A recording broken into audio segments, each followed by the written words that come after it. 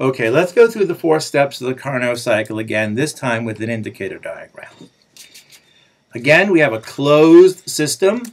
We have a little bit of steam in our piston, in our cylinder and piston system. We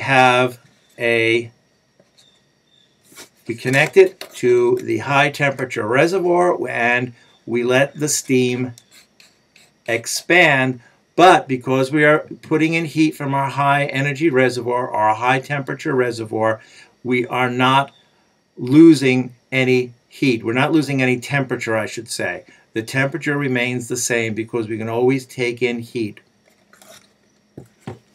And this is what it would look like. We start out with a high pressure and we increase the volume.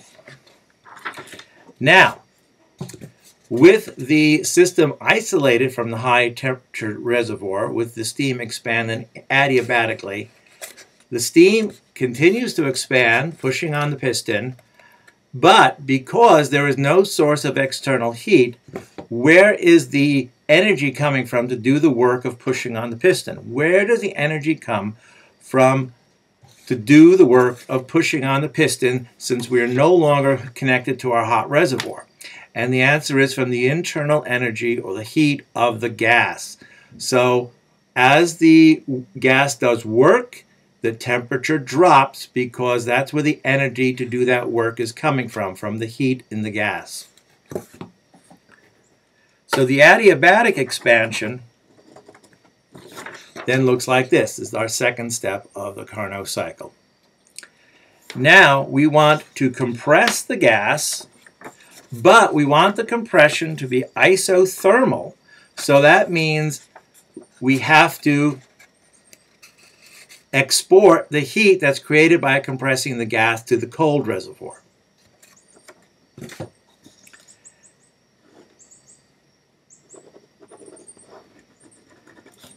And that looks like this. Notice that the volume is going down and the pressure is going up. And finally, we do adiabatic compression, which means that the gas is going to heat up as we compress it. And that's going to bring us back to the starting point.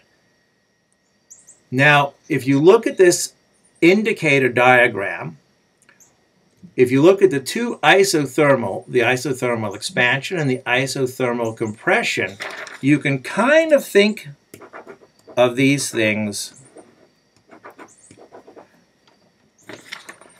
as the hot reservoir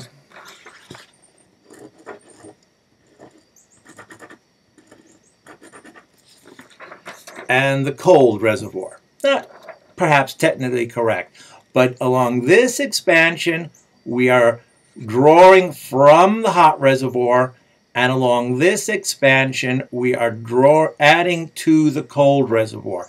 Heat is flowing from hot to cold and doing work along the way. Think of it as heat going from hot to cold and doing work along the way.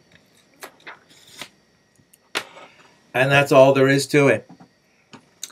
So in our next video, we'll talk about what happened next, how the Carnot cycle led to the idea of entropy, and how that idea of entropy had a very profound effect on Victorian science in the years to come.